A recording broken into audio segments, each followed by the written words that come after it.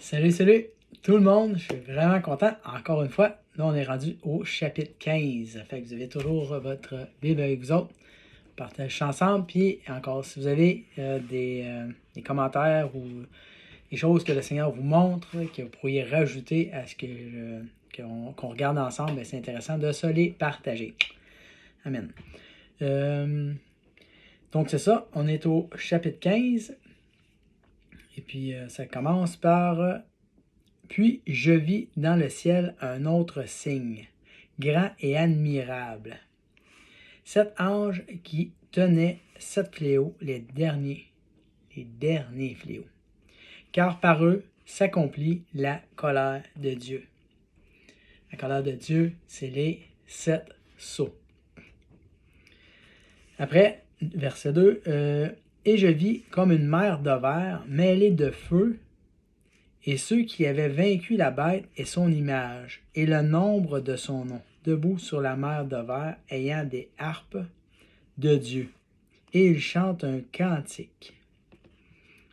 Et là, si on le relit, ça dit « Je vis comme une mer de verre, mêlée de feu ». C'est qu'ici, on va, si on retourne dans notre premier... Au tout début, là, vers, je pense que c'est le chapitre 4.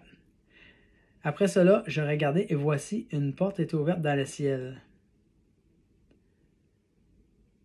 Il me dit, la première voix que j'avais entendue comme le son d'une trompette qui me parlait, dit, monte ici, je te ferai voir ce qui doit arriver dans la suite. Puis là, ce qu'il avait vu, c'est, il y avait l'arc-en-ciel qui était tout en émeraude. Puis autour du trône, il y avait 24 trônes, 24 vieillards. Puis, il y avait devant le trône brûle 7 lampes ardentes. Puis après, quand ça continue, cette vision-là, il dit « Et il y a encore devant le trône comme une mer de verre semblable à du cristal. »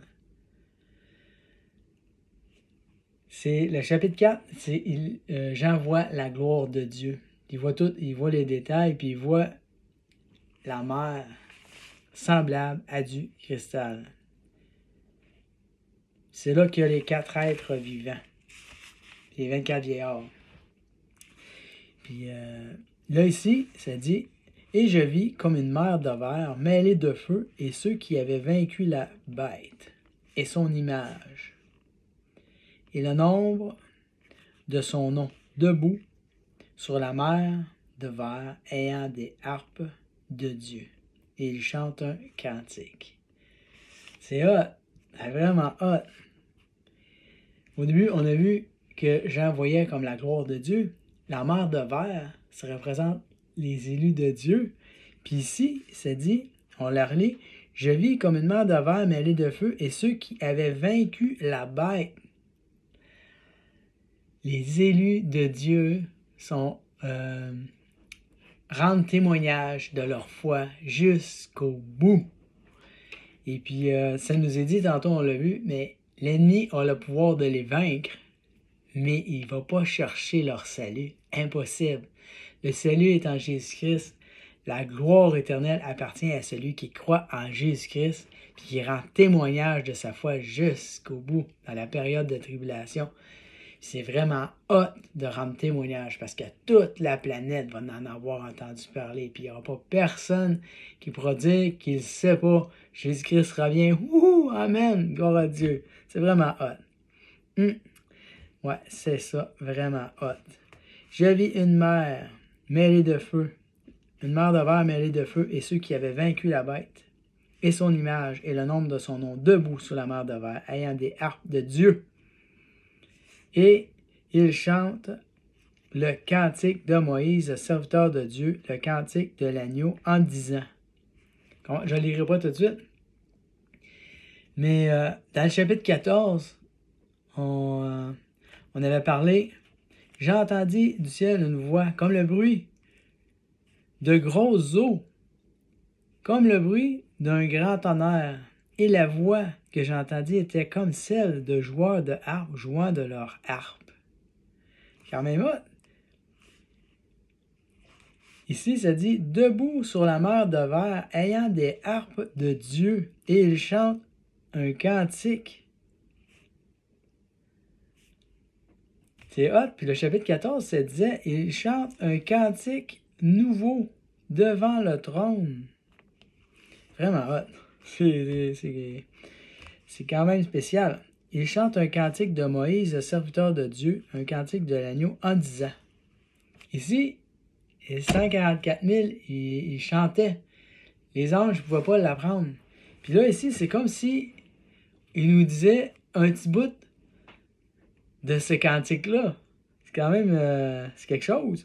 Peut-être que c'est pas ça, mais ça me donne l'impression que c'est ce qu'il y avait dans le cantique. Ça dit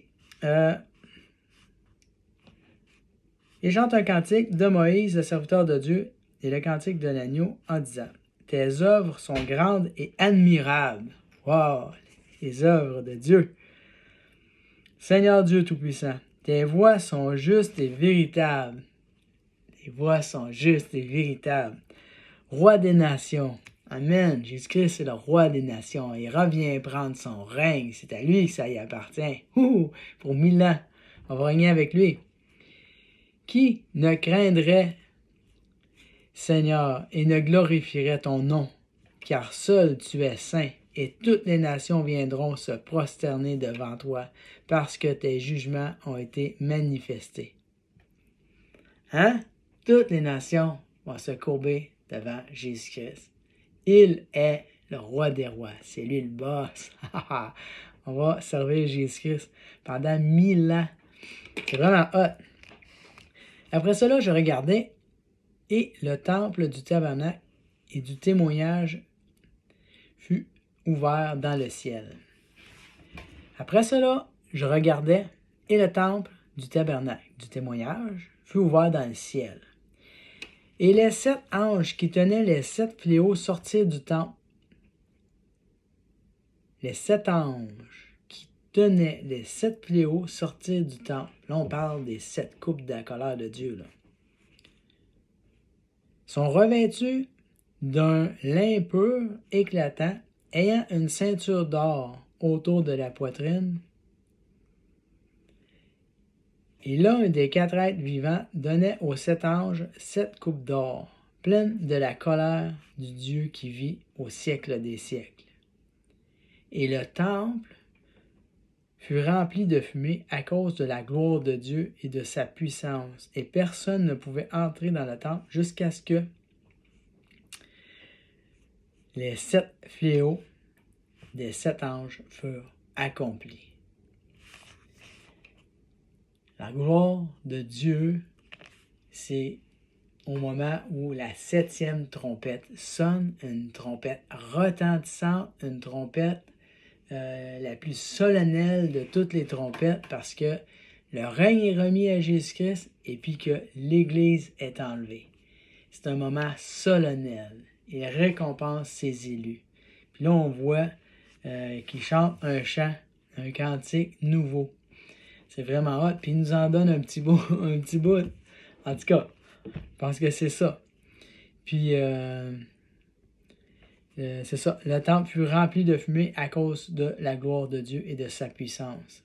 Nous allons vivre toute l'éternité dans la gloire de Dieu, puis dans sa puissance, dans la gloire de Jésus-Christ. Ça va vraiment... c'est céleste, c'est full hot. Ah, c'est trop beau. Fait que, soyons passionnés du retour de Jésus. Soyons passionnés de la foi qu'on a.